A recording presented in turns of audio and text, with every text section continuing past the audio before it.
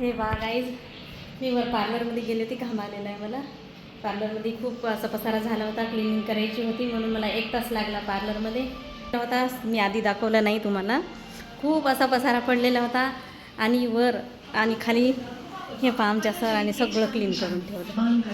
हे बा, मी काही त्यांना सांगितलं नाही, काहीच नाही. त्यांनी झाडून गिडून काढून सगळं ओके करून ठेवलं. आणि ड्युटी करून आले बरं, सकाळी 5लाच गेले होते.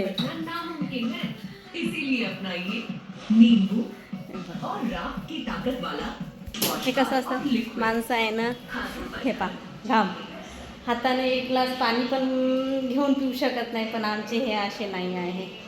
त्यांना माहीत आहे मी सकाळी उठल्यापासून तर रात्री 9-10 वाजेपर्यंत माझ्या मागं खूप काम असते. सोबतच माझं पार्लर आहे, मुलं आहे, घर आहे, खूप साऱ्या माझ्या मागं जिम्मेदारी आहे. म्हणून त्यांनी मला जेव्हा त्यांना वेळ मिळतो तेव्हा मला छोटी छोटी हेल्प करत राहतात. छोटी म्हणजे आज तर खूपच मोठी हेल्प केली. आज म्हणजे रोजच किती क्लीन करून ठेवलं, झाडून वगैरे. बस आता मशीन वगैरे लावते, भांडेवाली आले की भांडे वगैरे घासून घेईन. आणि यांना आणखीन ड्युटीला 11 वाजता ड्युटी आहे. तर माझे हजबंड एवढे चांगले आहे, मी काय असं मी 16 सोमवाराचं व्रत केलं होतं ना, म्हणून महादेवच भेटले मला. ठीक आहे गाईज, आता करते मी काम, कारण पार्लरमध्ये लाईट येणार आहे. चला हाय.